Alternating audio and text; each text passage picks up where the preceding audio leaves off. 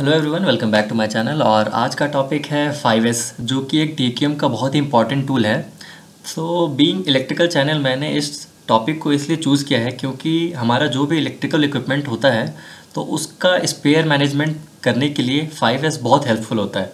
तो मैंने practical example लिया है मोटर्स का, तो उस एग्जांपल के थ्रू आप समझ सकते हैं 5S कितना इंपॉर्टेंट रहेगा अगर हम लोग अपने सिस्टम में इसको इम्प्लीमेंट करते हैं। तो 5S 5 पैरामीटर से बना हुआ है जिनका स्टार्टिंग लेटर S होता है, तो इसके लिए उसको 5S कहते हैं। सबसे पहला है सॉर्ट, उसके बाद सेट इन ऑर्डर, थर्ड है साइन, उसके बाद है स्टैंडर्डाइज फोर्थ, और लास्ट है सस्टेन। और इसका जापानीज़ जो ट्रांसलेशन होता है वो लेफ़्ट साइड में है, since most of the TQM का जो ओरिजिन है, जो ब्रॉटअप है, वो जापान में हुआ था, तो इसके लिए बहुत ज़्यादा इन्फ्लुएंस है जापानीज़ का TQM पे। अब हम लोग 5S के जो 5 पैरामीटर्स हैं उसको एक एक करके समझते हैं। तो सबसे पहला है सॉर्ट, और इसका डेफिनेशन है when in doubt move it out.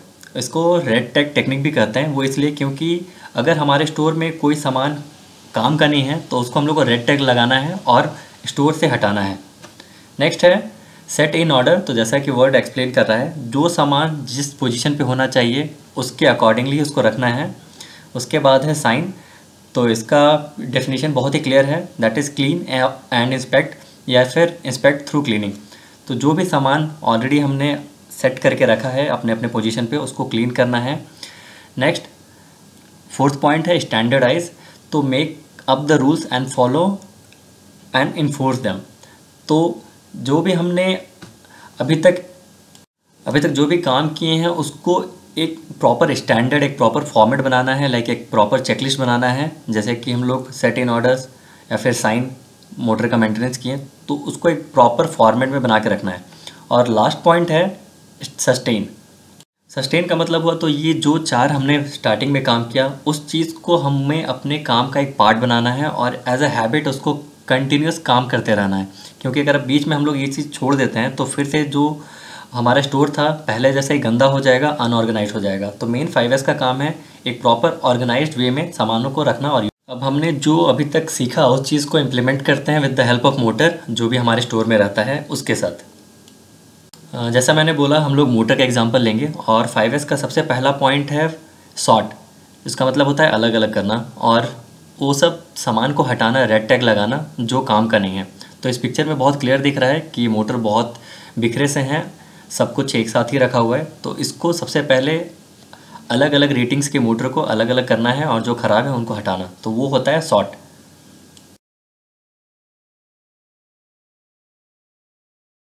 Next point है 5S का, that is set in order, second point. तो उसको देखते हैं नेक्स्ट पिक में।